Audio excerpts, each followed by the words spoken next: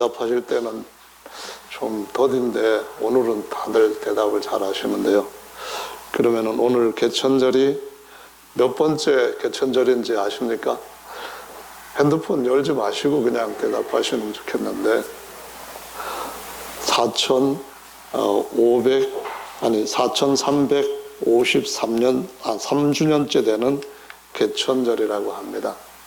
한민족을 반만년 역사를 가지고 있는 또는 유구한 역사를 가지고 있는 민족이다, 이렇게 자랑을 하기도 하고 자부심을 갖는데요. 개천절 노래 혹시 지금까지 기억하시는 분 계세요? 그건 잘 모르실 겁니다. 우리 초등학교 때는 개천절 노래를 꽤 많이 불렀죠. 매번 개천절마다 불렀는데 우리나라의 명절 중에 보면은, 명절이라기보다는 어떤 공휴일, 국가가 정한 공휴일 중에 보면은 역사와 연관된 공휴일들이 있습니다. 예를 들어서 3.1절 하면은 일본 압제에서부터 벗어나려고 운동을 펼쳤던 그날을 기념해서 3월 1일로 국가 공휴일을 했고, 현충일, 그 다음에 광복절, 일제의 그런 속박에서부터 벗어난 날이라 해서 광복절 이렇게 하고요. 역시 개천절도 역사의 어떤 그 바탕을 두고 정해진 국가 공휴일입니다. 특별히 현충일 같은 것 또는 석탄절이나 성탄절 같은 경우는 대체 공휴일을 하지 않지만은, 그러나 이 개천절은 국가에서 정한 대체 공휴일까지 해서 내일도 쉬는 그런 날로 국가에서 봉급을 받아야 할 사람들한테는 그냥 그대로 쉬는 날이죠. 그만큼 의미를 가지고 있다고 하겠는데, 이 개천절의 노래를 개천절 처음 시작했을 때에 정한, 그렇게 처음 만들어진 것은 아니지만은 1절을 보면은 상당히 의미가 있습니다. 우리가 물이라면 새암이 있고 우리가 나무라면 뿌리가 있다. 이 나라 한 아버님은 단군이시니, 이 나라 한 아버님은 단군이시니 라고 가사가 되어 있습니다. 여기서 한 아버님이라 하는 말은 한민족, 한강 이렇게 쓸 때처럼 크다라는 뜻을 갖고 있는 순수한 우리말이죠. 그래서 이것을 이제 발음을 부드럽게 하기 위해서 한 대신에 할로 바꿔가지고 할아버지 이렇게 말합니다. 한 아버지에서 할아버지, 할머니 이렇게 나오고, 그런 의미에서 큰 아버지라고, 첫 조상이라고 얘기를 하고, 이러한 것은 유대인들한테도 아브라함을 가리켜서 아브라함 할 때 열국의 아버지다라는 뜻으로 아비란 말은 똑같습니다. 그래서 이 단군의 노래를, 단군이 아니라 개천절 노래 가사를 보면은 우리 곧 사람들이 물이라면 새암이 있고 물 근원이 있다는 말이죠. 처음 샘물이 솟아나는 그런 것이 있다는 거죠. 에덴 동산에서 물이 나서 고이고 네 갈래로 강을 이루었다라는 것처럼, 그러면은 우리 민족이, 모든 사람들이 물이라고 할 때, 물로 비유할 때, 물은 아닙니다만은 물에다 비유한다면은, 그러면은 물 근원 새암이 있다는 겁니다. 샘을 갖다가 고대어로 이제 새암이라고 불렀는데, 마음을 맘이라고 하는 말과 같다고 하겠습니다. 그러면은 이것은 사람의 뭘 의미하는가 하면은 사람의 영을 가리켜서 물로 표현합니다. 사람뿐만 아니라 하나님은 영이시고 하나님을 가리켜서 성령, 생수 이렇게 비유로 연관을 짓는 것을 볼 수가 있습니다. 생수의 근원이신 하나님을 떠나 스스로 웅덩이를 파는 것이 이스라엘 백성들이 가졌던 악이었다라고 말씀을 하고, 유브라데스 강물을 마시려고 너희가 바벨론으로 가고, 또 애굽의 나일 강물을 마시려고 애굽과 언약을 맺는 이런 것들이 이스라엘 백성들이 하나님이 생수의 근원인데 하나님을 떠나서 말라 죽는 것이다. 그러니까 영적인 모든 영들의 아버지는 하나님이신데 그 아버지를 진짜 큰 아버지로 알고 가장 위대한 아버지로 알고 영혼이 잘 되어야 우리 몸도 잘 되고 범사가 잘 된다고 하는 것을 이 가사는 본래 인간들이 하나님으로부터 시작을 해서 살아오는 동안에 많은 변천을 가졌지만은 그럼에도 불구하고 어떤 부분들은 여전히 간직하고 있다고 하는 것을 보여주고 있습니다. 뿐만 아니라 우리가 나무라면은 뿌리가 있다. 이것은 더 많이 쓰는 겁니다. 그래서 성경에도 보면은 사람을 나무에다 비유하는 것이 참 많이 있습니다. 사람을 나무에다 비유하는 것이 성경에 뿐만 아니라 조상 또는 어떤 처음 나의 첫 조상, 나의 아버지를 찾겠다 하는 그런 것을 어떤 국가적으로나 민족적으로 할 때도 뿌리 찾는다고 하는 것을 말하고요. 특별히 아프리카에 살고 있던 많은 흑인들이 노예로 팔려가서 전 세계에서 사는 동안에 자유를 찾고 난 뒤에는 내 뿌리는 어디인가 해서 찾는 일들도 많이 방명되기도 하는 것을 볼 수가 있습니다. 그래서 성경에서 보면은 다윗의 자손을 얘기할 때도 뭐라고 하는가 하면은 다윗의 뿌리에서 난 한 가지라는 표현도 쓰고 또 다윗의 또는 다윗의 아버지인 이새의 가지에서 난 한 싹이라고 하는 비유도 가르쳐 주는 것을 우리가 쉽게 볼 수가 있습니다. 예수님을 가리켜서도 다윗의 뿌리이다, 나는 다윗의 뿌리다 이렇게 표현을 하기도 하고 다윗의 자손이여 이 말은 다윗의 가지여라는 말과 같은 의미로 사용이 됩니다. 그러면은 우리가 나무라면은 뿌리가 있는데 그 뿌리는 어디일까요? 무엇일까요? 그것을 우리가 뿌리를 중간 정도에서 잘라버리고 다른 뿌리로 연결하지 말고 끝까지 처음 뿌리로 찾아가는 것이 원뿌리로 찾아가시는 것이 정말 중요합니다. 이걸 갖다가 원뿌리 찾기 또는 원근이 무엇이냐, 수원이 어디에 있느냐, 원근이 무엇이냐, 이것이 우리 인생에게도 비유로 가르칠 때도 굉장히 중요하다고 하는 사실을 보여주시고 있습니다. 우리가 살고 있는 대한민국 그리고 한민족, 이러한 족족들은 하늘에서 그냥 어떻게 뚝 떨어지거나 아니면 땅에서 어느 날 쑥 올라온 그런 존재가 아닙니다. 다 뿌리가 있고 그 뿌리에서부터 줄기가 생기고 가지와 가지들이 생겨나서 그 마지막 가장 중요한 한 아버지가 누구신지를 알고 섬기는 일을 우리 모든 민족들도 해야만 됩니다. 그것을 바로 하지 않고 그냥 대강 자기가 생각하고 좋아하는 어떤 것을 뿌리로 여기고 그것을 가지고 삶을 살다가 보면은 뿌리 없는, 뿌리 마른 그러한 말라 죽은 인생으로 불에 집어 던져진다고 하는 사실을 가르쳐 주시고 있습니다. 그래서 저와 여러분들의 뿌리 찾는 것이 정말 중요한 줄로 믿으시기를 바랍니다. 누가복음 3장 말씀은 오늘 읽은 말씀으로 끝나지 않고 바로 이어지는 23절 말씀부터 보면은 계보에 대해서 나옵니다. 다른 말로 하자면은 뿌리 찾기가 이어진다는 것을 보여주고 있습니다. 23절에 보면은 예수님이 공생애를 시작하실 때 한 30세쯤 되었다라고 말씀을 하는데 30세쯤 된 이 예수님, 곧 마리아에게서 요셉의 가문에서 태어난 그 예수님에 대한 뿌리는 어디까지 올라갈 수 있는가 하면은 다윗까지 올라가고 지난 시간에 말씀드렸던 것처럼 더 그 위에 아브라함까지 올라갑니다.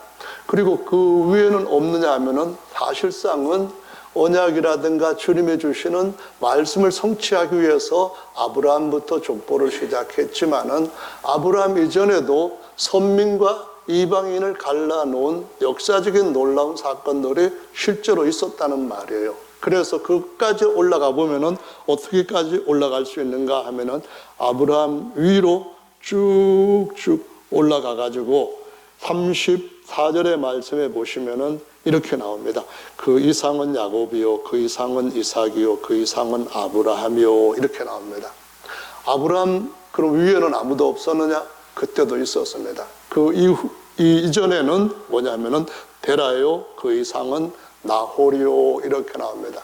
이렇게 되면은 이 시기가 어느 시점까지 되는가 하면은 인류 역사에서 아브라함까지가 아담으로부터 시작을 해서 아브라함, 새로운 그 선택받은 민족의 조상이 등장하기까지 이틀이라고 하는 하나님이 구속 역사를 세 파트로 나누어 가지고 말씀하실 때에 처음 초기 세상과 같이 2일이라고 비유로 말씀하실 수 있는 그 시기에 해당된다는 말씀입니다. 그럼 아브라함까지 끝이냐? 그것이 아니고 우리는 더 올라갑니다. 어디까지 올라가는가 하면은 38절 말씀에서 그 이상은 에노스요, 그 이상은 셋이요, 그 이상은 아담이요까지 올라갑니다. 아멘. 그럼 아담으로부터 해서 끝났냐 하면은 그것이 아닙니다. 사람과 다른 동물들의 차이점은 어디에 있는가 하면은 사람한테만 다른 동물에게 없는 영이신 하나님과 교통할 수 있는 영을 가지고 있다고 하는 것이죠. 뿐만 아니라 영인 천사들을 다스릴 수 있는, 자, 하나님 앞에서 아담의 후손들이 가진 영은 하나님이 만드신 영이기 때문에, 그 영을 불어넣으셨기 때문에 그 영은 만드신 영으로서 천사들이 가지고 있는 영, 또는 영인 천사들의 영과는 조금 못한 영으로 하나님께서 아담의 영을 만들어서 불어넣으셨다라고 말씀을 합니다. 그래서 모든 영들의 아버지라는 말씀을 히브리서 12장에서 언급할 때에 이 모든 영들 속에는 사람들 안에 있는 모든 영들도 포함하는 것이고, 하나님이 지으신 하늘의 모든 천군 천사들도 포함하는 것입니다. 그것들의 아버지가 바로 하나님이시라는 겁니다. 할렐루야. 그래서 38절 끝에는 뭐라고 말씀하는가 하면은 그 이상은 하나님이시니라 라고 말씀합니다. 다른 말로 하면은 그 이상의 세암은 뭐라고요? 하나님이십니다. 아멘. 그 이상의 뿌리는 하나님이시다, 그 말씀입니다. 여러분 믿으십니까? 아멘. 우리가 원래 사용하고 있는 한국의 역사는 사실상 역사의 어떤 시점을 특정할 때에 역법에 준해 가지고 표시를 할 수밖에 없습니다. 그런데 이 역법이라고 하는 것은 인류 역사에서 민족마다 달랐습니다. 1년을 며칠로 보느냐에 따라서 다르고, 양력으로 보느냐 음력으로 보느냐에 따라서 날수가 달라지고, 나라마다 시대마다 역법들이 다른 데다가 계속해서 변천해 왔기 때문에 사실상 서기력으로 4353년째다 이렇게 하는 것은 아무런 의미가 없습니다. 여러분 아십니까? 이것은 아무리 컴퓨터로 자료를 집어넣어 가지고 연대를 측정한다 할지라도 불가능한 겁니다. 왜 불가능하냐 하면은 실제로 이런 것들을 정하기 위해서는 바로 이 시기에 해의 위치가 어디에 있었고 달의 위치가 어디에 있었냐는 것까지 계속 추적해 올라가야 되는데 불가능한 일이라고 분명하게 알려져 있습니다. 그렇기 때문에 누가 그냥 섣불리 이스라엘의 성력이 얼마가 되었다 하는 것도 의미가 없는 것이고, 또 아담으로부터 시작해서 지금까지 몇 년이 됐다는 것도 신빙성 그렇게 있는 것이 아니고, 또 뿐만 아니라 단군으로부터 시작해서 지금까지가 몇 년이다 하는 이건 역시 별 의미가 없는 것이다 하는 사실을 알아야 됩니다. 그럼에도 불구하고 이 땅에 존재하는 모든 사람들은 뿌리를 찾아서 올라가야만 됩니다. 이것은 우리가 존재한다고 하는 그 사실 자체가 그 맨 위에 뿌리가 있다고 하는 사실을 보여주는 것이기 때문에 그것을 찾아 올라가서 그것을 따라서 그 뜻을 이루는 것이 사람들의 살아가는 열조의 원함을 이루는, 그 세계를 만드는, 어쩌면은 인간사에서 큰 과업이라고 할 수 있는 줄로 믿습니다. 아멘. 그래서 성경에서는 아담으로부터 아브라함까지 약 2000년, 그래서 초기 세상, 아브라함으로부터 시작해서 그리스도 초림까지가 약 2000년, 중기 세상, 예수님의 초림부터 예수님이 다시 오실 때까지를 약 2000년 해서 말기, 말세라는 표현을 씁니다. 말기 세상, 말세라는 표현을 쓰는데, 그런데 이 단군을 섬긴다고 하는 것이 요 4353년을 전후를 해가지고 이때 조상으로 삼는다는 것에 대한 의미가 무엇인가를 아는 것이 필요합니다. 원래 단군 종교는, 단군을 섬기는 것은 1909년에 나철이라고 하는 사람이 단군교를 세우고 그 다음에 그것을 나중에 대종교로 바꾸어서 지켜오던 것을 이제 국가가 국가의 뿌리를 더 찾자 해가지고, 그래서 10월 3일을 개천절로 한민족이 처음 세운 나라다 이렇게 홍보를 하고 사람들한테 어떤 긍지도 주고, 특히 이것은 일제시대 때 일어났던 굉장히 중요한 배경을 가지고 있습니다. 그 1900년대에 일본이 한국을 침탈하고 이런 일들로 인해서 굉장히 많은 민족적인 항쟁이 일어나게 되고, 이때 일어나는 가장 중요한 것 중에 하나가 우리 민족은 보통 민족이 아니다, 우리 민족은 위대한 민족이다 하는 민족의 얼을 계속 강조하는 것으로서, 그래서 이 민족의 얼을 강조한다 이런 표현을 쓸 때에 대종교에서는 그들이 믿는 신을 뭐라고 부르는가 하면은 한얼림이라고 부릅니다. 얼이라고 하는 것은 정신, 영, 아니면은 또 어떤 기, 뭐 이런 것들을 가지고 있어서 모든 우주 만상을 다 만들고 지배하는 그런 이가 바로 한얼이라고 하는 분이다 해서 한얼림이라고 해서 기독교와 유사하게 하나님이라고 하는 표현으로 쓰고 있고, 그렇게 하늘에다 제사를 하는 것도 있습니다. 그런데 단군이라고 하는 자는 누구냐 하면은 사람입니다. 이것은 대종교에서도 말하고 있는 것처럼 사람입니다. 사람으로 왕이 되었고, 태백산, 다시 말하면 지금의 백두산에서 이제 신시를 시작을 했다 하는데, 사람을 섬기는 그 자체가 어디에서부터 인류 역사에 등장하게 되는가 하면은 창세기 10장에 니므롯이 스스로 신으로 신격화되어서 숭배를 받기 시작하게 됩니다. 그리고 난 뒤 창세기 11장에서 하나님이 바벨탑을 쌓는 니므롯 추종자들을 그 일을 하지 못하게 하시기 위해 가지고 마을을 혼잡시켜버리는 일을 하신 것을 볼 수가 있습니다. 이 마을을 혼잡게 함으로써 사람들은 신할 땅에서부터 퍼져서 온 지구상으로 이제는 분산되게 되는데, 이때에 나오는 것이 지난 시간에 말씀드렸던 것처럼 그 히브리스 아람의 조상 에베르와 벨렉에 대한 이야기가 나옵니다. 언어가 혼잡하게 되어서 그때부터 쭉 퍼져가지고 민족들이 이루어지고 그것이 나라를 형성하게 되는데, 4353년 이 시기는 바로 창세기 11장 이후에 언어의 혼잡이 일어났던 그 시기, 이 조금 몇십 년 내지는 몇백 년 사이에 일어났던 일인 것을 볼 수가 있습니다.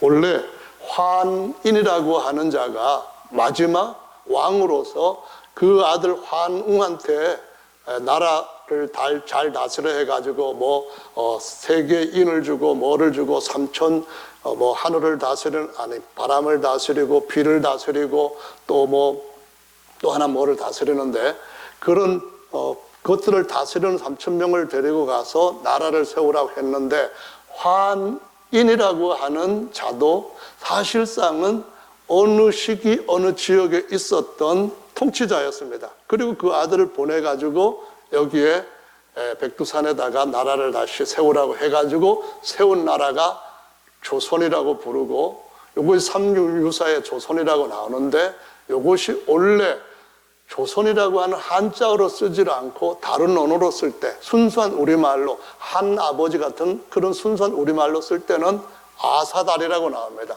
아사달은 본래 나라 이름인데, 아사는 뭐냐 하면은 아침을 의미하는 겁니다. 달은 뭐냐 하면은 나라를 의미하는 거예요. 그래서 아침의 나라라 해가지고 조선이라고 하는 말을 쓰고, 이시조선도 그렇게 역사적인 배경을 갖고 세운 것을 볼 수 있습니다.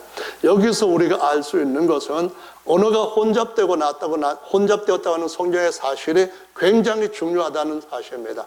언어가 새로 다른 것들로 등장하게 되고, 그렇게 함으로써 이전 쓰던 개념들이 바뀌고, 이전 쓰던 것들에 대한 명칭들이 바뀌어지고, 이전에 있던 것들과 혼란을 계속해 오면서 당군 왕검인지 아니면은 왕검인지 당군이 그 본래 이름인지, 당군이라고 하는 말의 뜻이 본래 순수한 이전의 이름으로는 무엇인지 알 수가 없는 것입니다. 이것은 성경에 근거해서 수많은 성경의 시대마다 하나님께서 주신 말씀을 듣고 그 말씀을 대언했던 증인들이 있는 성경을 믿는 것과는 너무나 차이가 나는, 신뢰성이 확실하게 확보된 이 말씀을 믿는 것하고 세상의 각 종파마다 그 시대의 상황을 반영해 가지고 어떤 교리들을 만들거나 역사를 편집을 해 가지고 그것을 믿는 것과는 아주 차원이 다른, 하나님의 말씀을 믿는 자들이 갖고 있는 하나님 앞에서 가져야 할 자부심은 정말 대단하고 놀라운 것인 줄로 믿으시기 바랍니다. 성경 말씀은 분명히 말씀을 하기를 언어가 바뀌고 나서부터 많은 나라가 흩어지게 되고 언어들이 계속 발생하고 없어지고 그러는 가운데서 한국의 역사도 한 분 하나님을 믿는 신앙에서부터 니무레 신앙으로 인하여 변질되고 사람들을 숭배하는 것으로 나와서 이 개천절에도 보면은 개천절의 주인공을 두 파가 다르게 해석을 하는 걸 볼 수 있습니다. 하나는 당군이 세운 나라가 10월 3일 날 이것이 바로 처음 우리나라가 민족에 세운 첫 나라다, 그렇게 말하는가 하면은 그게 아니고 환웅이 세웠다 해서 그 환웅이 갖고 있던 그런 나라에 대한 것이 2333년 이전보다 더 있었던 우리의 나라다, 이렇게 주장하는 사람들도 있고 차이점을 갖고 있다는 것을 볼 수가 있는데, 이런 모든 것들은 우리에게 시사하는 것이 있습니다. 역사는 모든 민족에게 항상 이런저런 형편과 사정을 따라서 바뀌어진다는 것과 모든 역사 가운데서 바뀌어지지 않고 있는 믿을 만한 것은 하나님의 말씀이라고 하는 것입니다.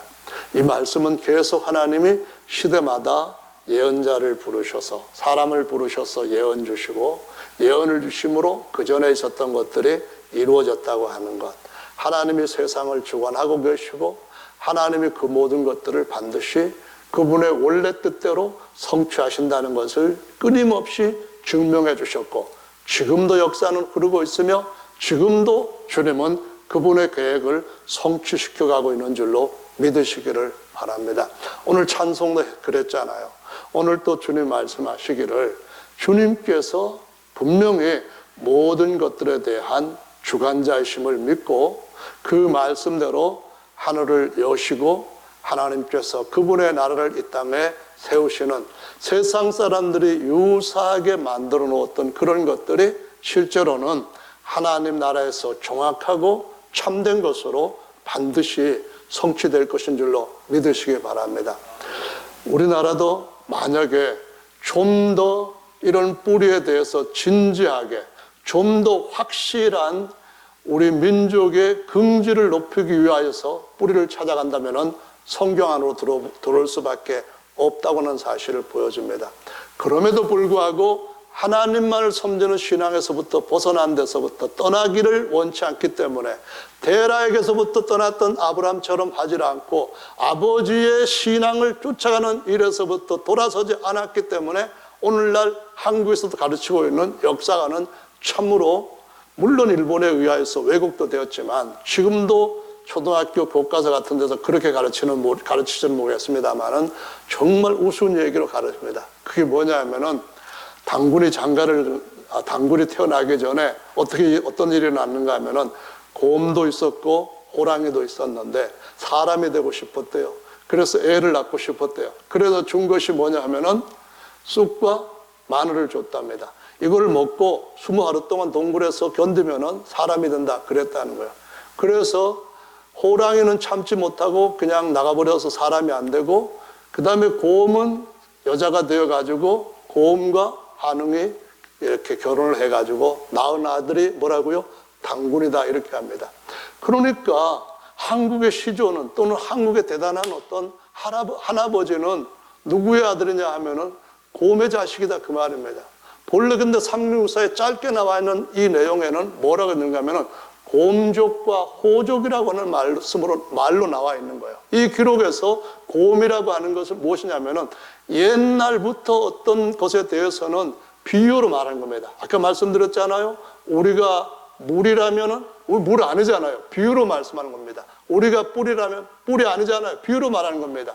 그래서 사람들한테 뭔가를 보여줄 때 호랑이로도 얘기할 수 있고 사자로도 얘기할 수 있고 새로도 얘기할 수 있다는 겁니다. 그래서 이걸 갖다가 동물 토템 사상이라고 하는데 곰 또는 사자, 호랑이 이런 것들을 자기들은 원래 다른 말로 표현할 수 있는 고상한 민족인데 이 고상함을 다른 어떤 생물 가지고 표현할 때 어떤 존재인가 하는 걸 알리기 위해 갖고 우리는 깃발에다가 곰을 새겨서 곰족이다 그러는 거예요. 어떤 사람들은 우리는 호족이다 그러는 거예요. 이런 것은 한국 사람과 미국의 인디언들하고 닮은 점이 굉장히 많은데 인디언들도 보면은 자기 이름을 뭐라고 말하는가 하면은 뭐 하늘에 있는 떠다니는 구름 이런 식으로 아니면은 들판에 있는 들소 뭐 이런 식으로 이름을 짓습니다. 그래서 미국 사람들 이름들 중에 보면은 웃기는 이름도 많이 나와요. 그것은 뭐냐면은 그들이 실제로 곰이기 때문에 그렇게 붙이는 게 아니고 그들이 실제로 약대이기 때문에 그렇게 붙이는 것이 아니고 상징성을 쓰는 겁니다.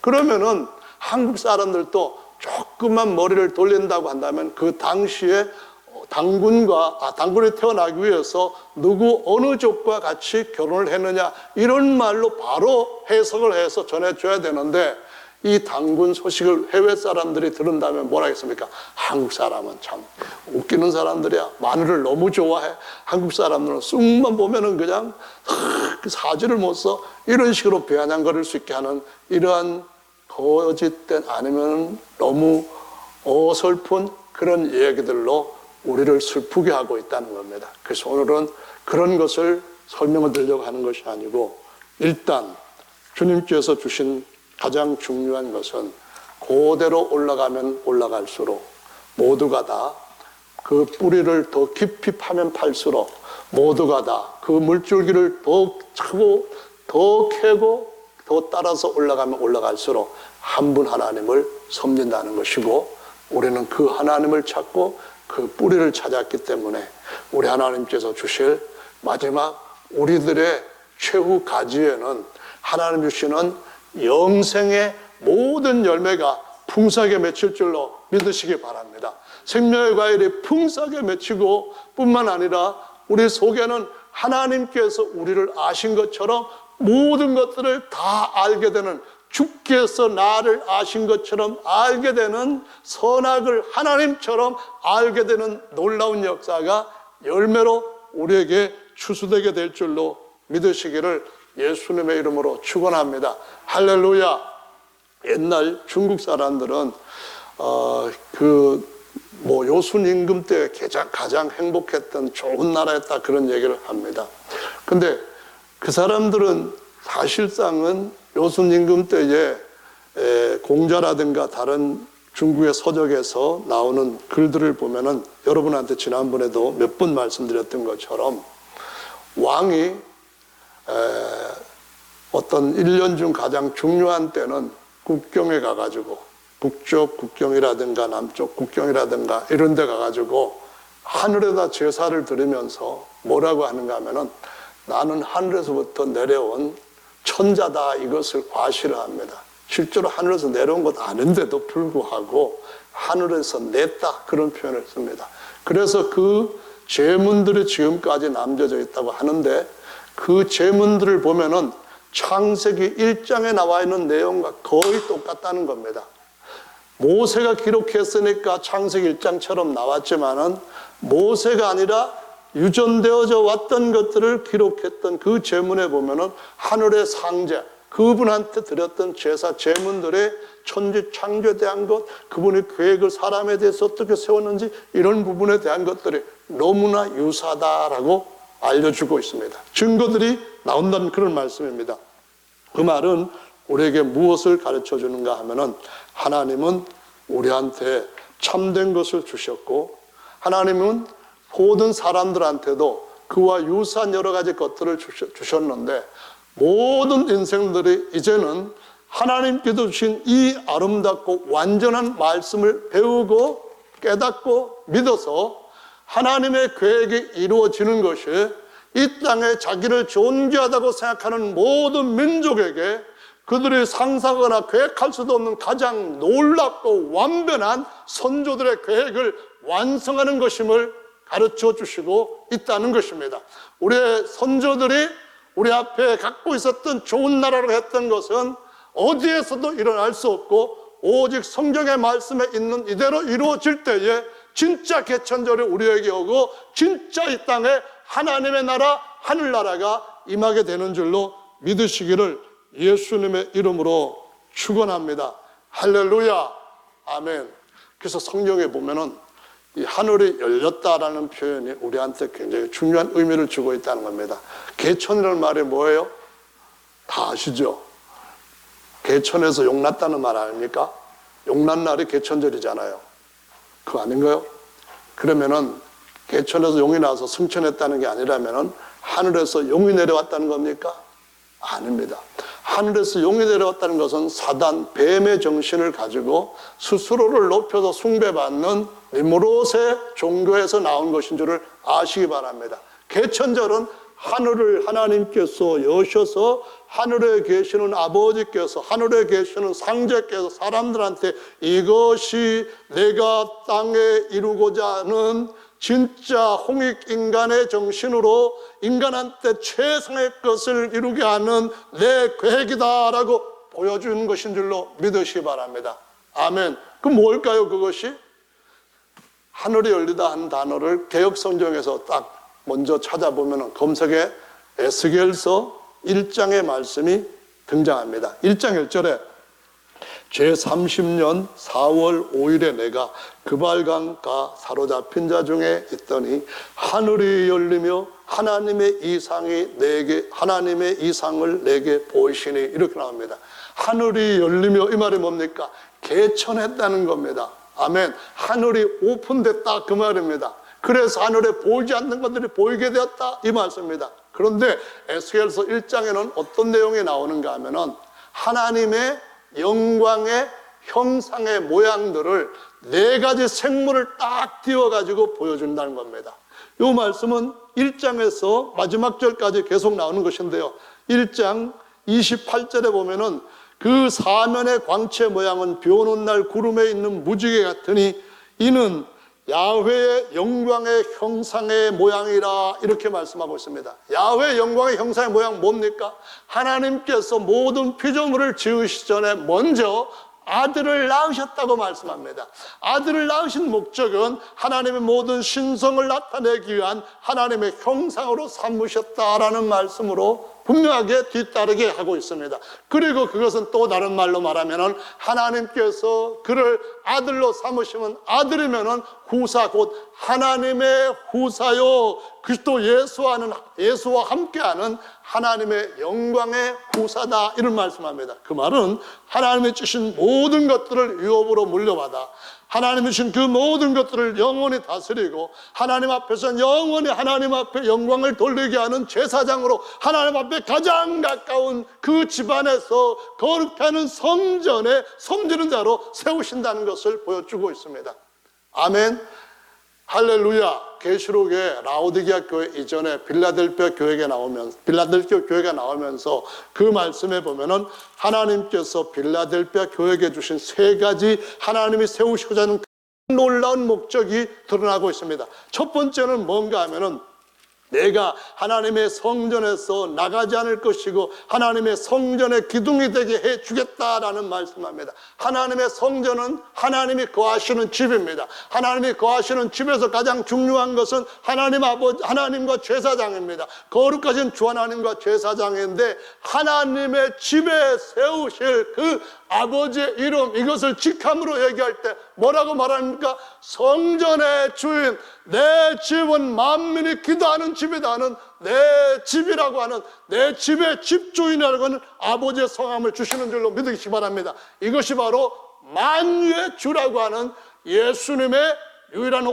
예수님의 호칭 중에 존귀한 호칭 중 하나인 줄로 믿으시기 바랍니다. 할렐루야. 그 집을 똑같이 또 어떻게 말씀하는가 하면은 아버지 집이라고 말합니다. 아버지 집에 예수님은 맏아들로서 머릿돌이 되시고 모퉁이 돌이 되셔서 거기에 물과 성녀로 거듭난 베드로들이 다 연합이 될 때에 아버지 집에서 아버지께서 주시는 모든 것들을 유업으로 함께 물려받을 수 있는 아들들이 되고, 이 아들들은 받은 모든 것들을 발 아래 다스리는 만왕들이 된다고 말씀하시고 있습니다. 할렐루야. 아멘. 그러면은 아버지 집에 그 성함, 성함은 물론 예수이고요. 그 직함은 뭐겠습니까?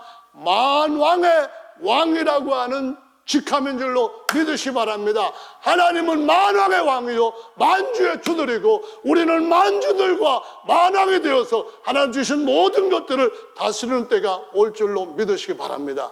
할렐루야. 아멘. 그리고 그 다음에는 보면은 하늘에서 내려오는 예루살렘 성, 그 성의 새 이름을 알려주겠답니다. 그러면 무슨 말입니까? 옛날 예루살렘 성은 땅에 있는 성으로 하갈과 같다라고 표현을 합니다. 그런데 새로운 예루살렘, 하늘부터 내려오는 성은 사라와 같다, 그런 말씀합니다. 그 말씀에서 하나님께서 그 성에 어떤 분으로 자신을 등장시킵니까? 그분은 바로 하나님이 우리에게, 우리 모든 성도로 한 몸을 이룬 모든 부활의 아들들한테 너무나도 아름답고 귀한 헵시바와 뿔라같이 만들어줄 수 있는 진짜 멋진 영원한 남편이라는 사실을 보여주시고 있습니다. 할렐루야. 구약의 하갈한테는 우상 숭배하니까 음녀라고 해서 이 이혼 증서를 써서 버려버렸던 그 하나님께서 다시 그들을 어린 양의 보혈로 구속하시고, 그분께서 친히 구속자 남편이 되셔서 이제는 우리한테 영원한 새신랑이라는 이름으로, 너는 내 영원한 신부라고 하는 이름을 주시는 줄로 믿으시기 바랍니다. 신랑 신부 되면 흥분되지 않습니까? 여기 있는 분들은 결혼 생활을 어떻게 참 그냥 싱겁게 하시는 것 같아요.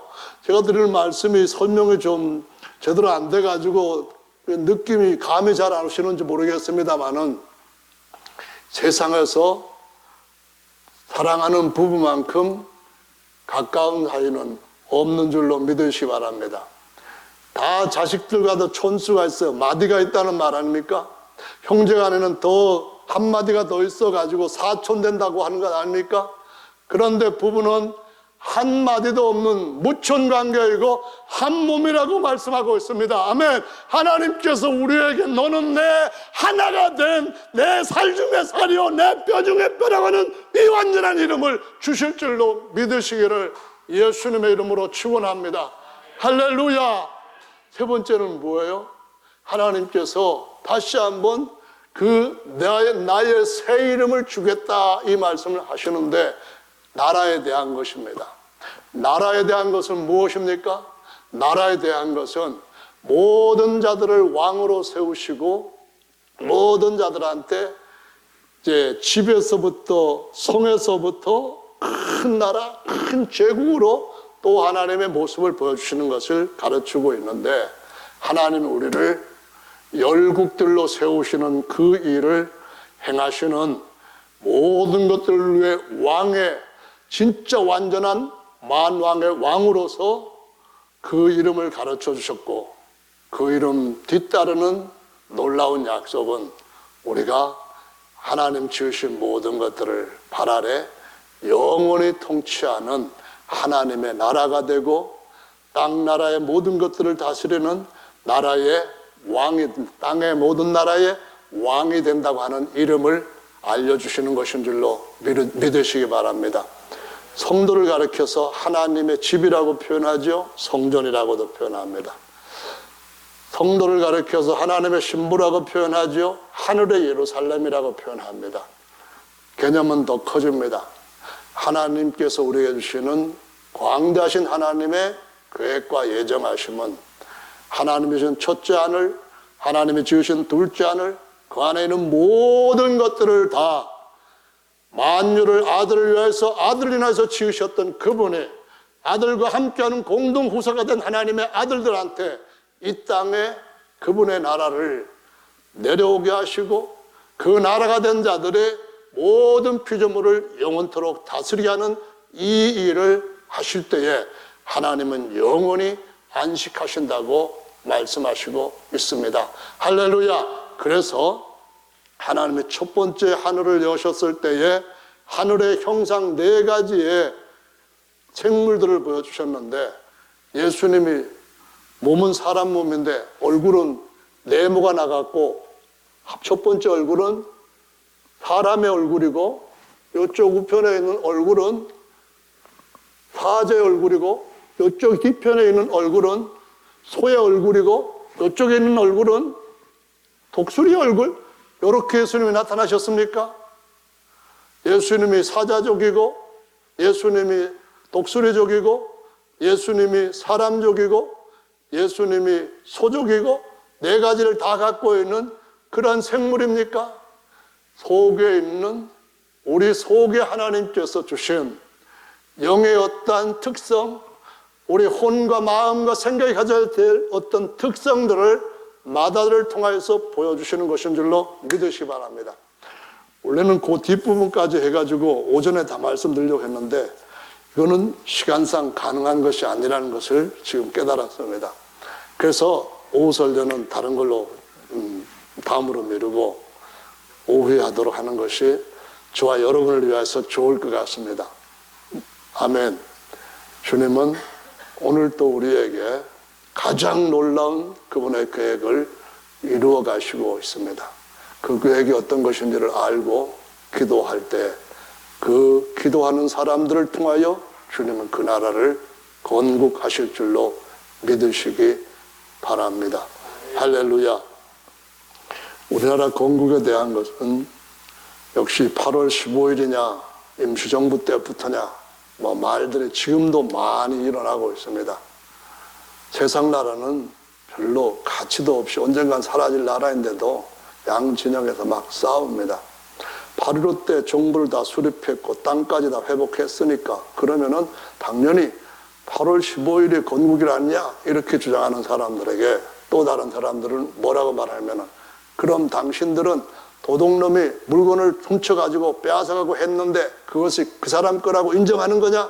그 이전에도 우리가 당군이 세웠던 나라가 있고 그 이전에도 엄연하게 고구려가 있고 조선이 있고 고려, 조선 다 있었는데 그 나라를 면면히 이어왔고 그 이름이 바뀌어가지고 그냥 조선이라고 했고 대한민국이라고 했는데 그걸 전부 다 부인하는 거냐? 부정하는 거냐? 이러다 보니까 계속 싸우고 있습니다. 우리 어떻게 해야 될까요?